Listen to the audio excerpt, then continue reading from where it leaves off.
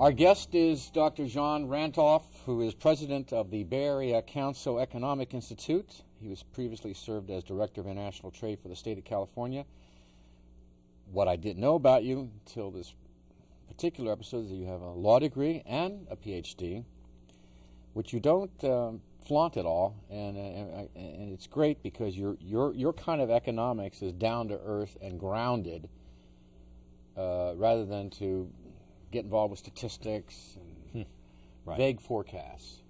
Well, we try to ensure that all the work we do is fact-based. So we've got a point of view about what's good for the economy, but we are supported by a public and private board, local government through ABAG, universities, labor, and business through the Bay Area Council. And we just try to tell it like it is and provide a solid fact base that government, business, anybody else can use for whatever their purposes might be. Obviously, we wanted you here because the economy has become an interesting topic. No kidding.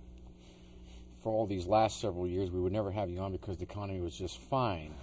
People love bad news. Right. But to say that things have changed is to put it mildly.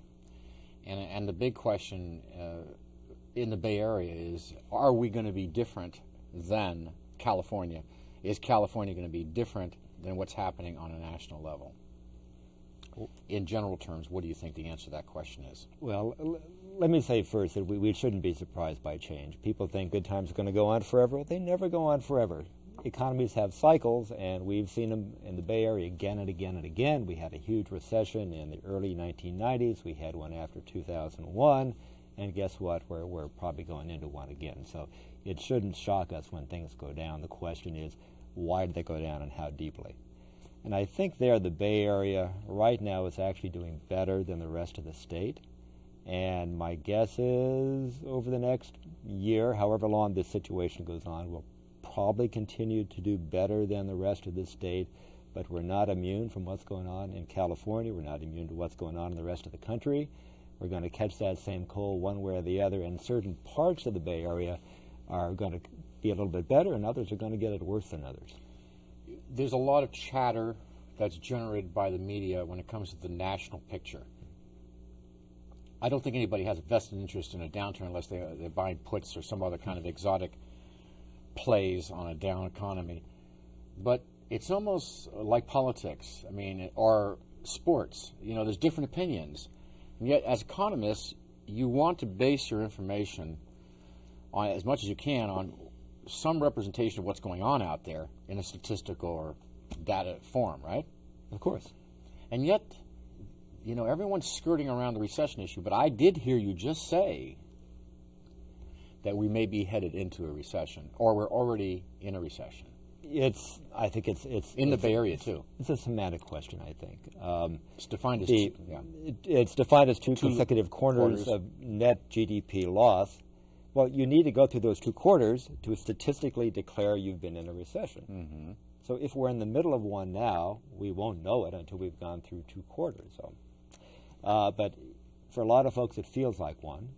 The question is probably, if we are the best scenario is the economy is going to be flat for a while. The worst scenario is, how long does it go on and how deep does it go? I think 6 months ago, 8 months ago, economists would have been forecasting recession unlikely. Last fall would have been 50-50, if anything shallow. I think right now you see people all across the map because they really don't know, except the consensus is swinging toward, recession, and then how deep does it go, how long does it last? There's where people start to differ. We know that the East Bay had a net loss of 3,300 jobs. That's factual. Mm-hmm. Net mean there were a lot of jobs created, but there were more jobs that were lost. Yeah.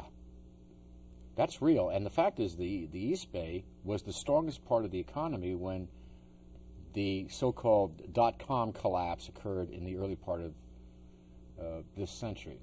Well, there's a reason that explains that pretty directly, that the dot-com collapse and the recession that happened then, it was a California recession, but it was really Bay Area recession. And the intensity of the recession we had then was in direct proportion to where was tech located.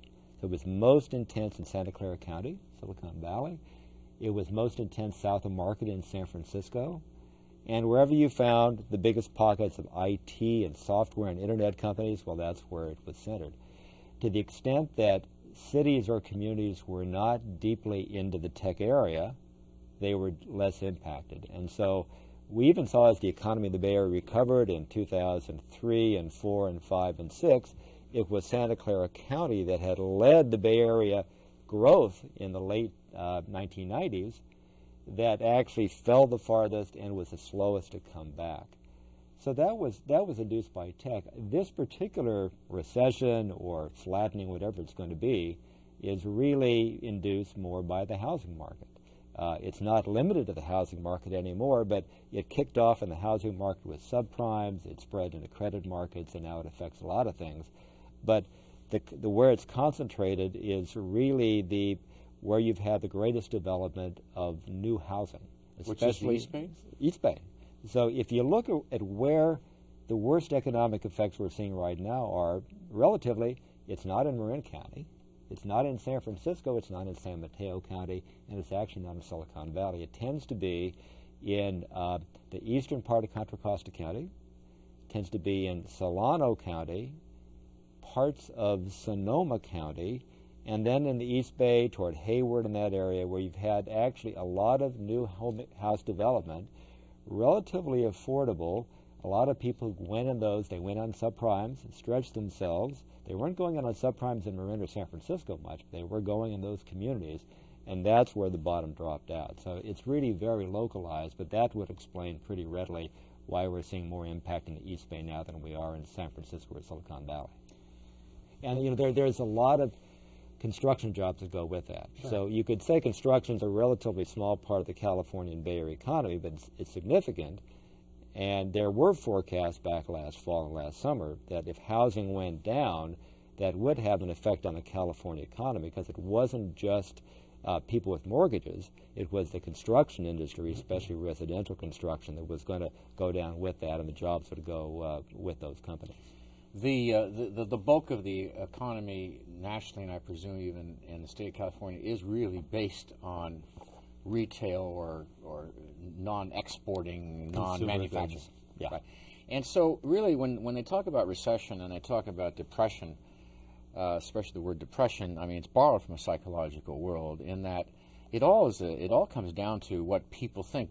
They're always watching the consumer to try, right, what does the consumer think, especially when equity has been lost in their house. There doesn't seem to be any signs yet, or have they seen signs in California, that families and individuals are pulling back on their spending behavior, which will have an impact on the economy, and you will lose retail jobs. Well, you're starting to see it. You know, the Christmas season this year for retail wasn't great. I think we're seeing some slowing of retail right now, sort of flattening out. It takes a while for people's expenditure patterns to show up, but I would bet that people, if they haven't already, are starting to get cautious, conserve, not spend quite as much. They don't know what's going to be coming in the next few months. And so I mean, consumer spending is about 2/3 of the total economy. Yes, it is. And that's really, I think, what people are watching. That's right significant. Now. If they pull back, especially on discretionary type events, whether travel and restaurants and clothes and all the things that happen in retail, you know, that's where you're going to see whether this thing really takes hold in a serious way or whether it's a more short-term phenomenon. When you look at your colleagues, and we talked about this, whether it's Stephen Levy at the Center for Continuing Study of California Economy, the UCLA, Anderson Forecast, other organizations and individuals that do what you do, what is their view of the Bay Area, if not California, when you, not polling them, but what is your view generally of these different sources of economic forecasting? Well, I think they were probably pretty broadly spread around the map last summer. UCLA Anderson Forecast has, in the last year or two, been maybe the most optimistic about subprime and housing market not having a critical effect on the California economy. You have Chris Thornburg, who was with UCLA Anderson, now is in his own consulting firm, Beacon Economics, much more pessimistic. So far, he's been proven to be right. And what then is, if I may, what is his view of where we are at right now and where we're going in the next 12 months? I haven't looked at it in the last month, but this fall he was saying recession looking pretty likely. I bet if you asked him today, he'd be saying recession. And he was saying 6 or 8, 12 months ago that California was headed for trouble because of the subprime situation and because of the effect that would have on housing and construction employment. How about Mr. Levy, Stephen Levy? You know, I haven't read his forecast. I've read some of his numbers, but you know, I think what he has to say about the housing market and the numbers are pretty self-evident in terms of the impacts. I think most of them would say, whatever their forecast for recession, short recession, long recession, flattening, would be that the Bay Area should do relatively better than the rest of California, and that doesn't mean it's exempted from the trends. We're part of the global, the national, the state economy. You know, we don't get a free pass, but there are things happening here that will serve to insulate us for at least a while against what's happening in more severely in other parts of the state. 60% of what we manufacture here is exported. Yeah. How much does that help with the value of the dollar and so on? Well, that actually helps a lot. To buoy especially the West Bay. It's huge. That's maybe the strongest card we have to play right now in California, with the Bay Area especially. Like you said, about 60% of everything that is made in the Bay Area is sold out of this country. A lot of our companies, they may sell 70, 75, 80, 90% of what they make overseas. And now we're starting to see that happen, not just for great big employers like HP or Intel, but for smaller, more entrepreneurial companies. When they're going public or they're going in business now, 10, 15 years ago, if you were a small company, you wouldn't have thought about selling overseas until you were a mature company. You had some experience. Now it's actually written into their business plans on day one. If they got venture capital, the venture capitalists are probably telling them, show us your global plan. And of course, the networks now are in place for a smaller company to be able to get into these other markets. You can do it. It's still risky, but you can do it much more easily than you could before. And if we go back to the last really big recession in the state, I mean, much bigger than we had after 2001, which was the early 90s, one of the factors that helped mitigate those effects and helped pull California out then was exports. Exports were growing 14, 15, 16% a year. I think right now, if we look at the Bay Area, and to some degree all of California, the Bay Area, it's an export engine. Primarily technology, but lots and lots of other stuff. Food, manufacturing, the food products out of the East Bay, consumer goods, but especially the high-tech stuff, scientific instruments, technical stuff.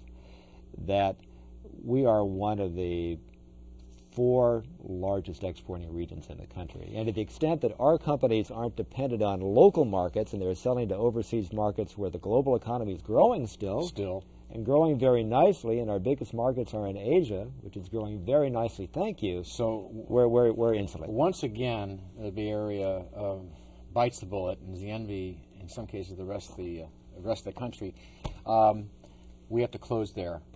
Thanks for the snapshot. I think it's actually a positive one. I think so long as this thing is over with quickly, it'll actually make us a healthier economy. But we do have a couple of strong cards, and I think it shows how the Bay Area really does have some inherent strengths that hopefully will see us through. Which is why we're all here. We are here. Thanks, Sean. Sure thing. Stay with us. We'll be right back.